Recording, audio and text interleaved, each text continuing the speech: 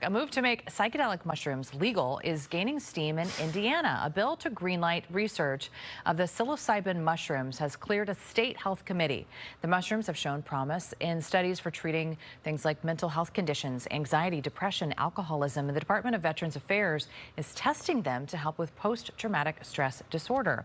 A similar push happening here in the state of Illinois. The CURE Act is a piece of legislation in Springfield that would decriminalize the use of psilocybins or magic mushrooms.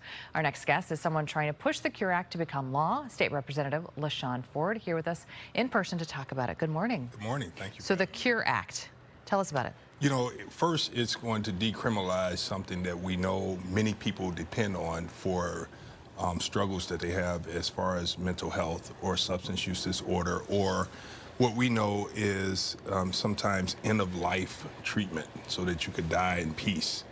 Veterans taking away pain from cancer patients. Veterans use it for PTSD.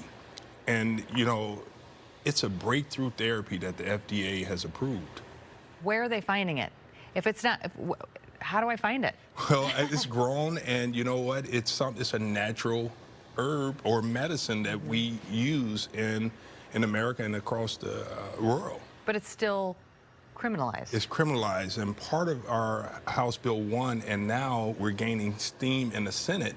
My friend Senator Ventura has filed a bill, also a companion bill, to make it legal in Illinois, decriminalizing it so that people could receive the therapy that they need. And we just saw Indiana's looking into something similar. There's other states that have also pushed this through, correct? Illinois is not the first. Illinois is not the first. And what we've done in Illinois, we've taken guidance from some of our leading medical institutions like Johns Hopkins, like UCLA and University of Alabama, that has proven that these treatments give relief to people that are struggling from things like PTSD, people that are struggling from substance use disorders. It's really breakthrough therapy that the FDA has approved. And the FDA has approved it. And the CURE Act, what's it stand for? The CURE Act stands for, you know, I would give you the Compassionate Youth Indigent Act. That's what it stands for. Compassionate use. Talk about that piece of it. Well, it's the compassionate part is, we know that there has been pharmaceutical medicines that have not worked for patients. We believe that this natural herb or medicine really does work, and it's been proven to work. In fact, some of our heroes, like Daniel that played for the Blackhawks, is a strong supporter of this CURE Act. And, you know, anytime you have leading medical institutions like Johns Hopkins and UCLA and University of Alabama giving this edge, a green light, yeah. Right. And how would this work? How would this work? You wouldn't be able to buy it. That's a good, right? Yes, I appreciate that question, because you have to go to a therapeutic session followed by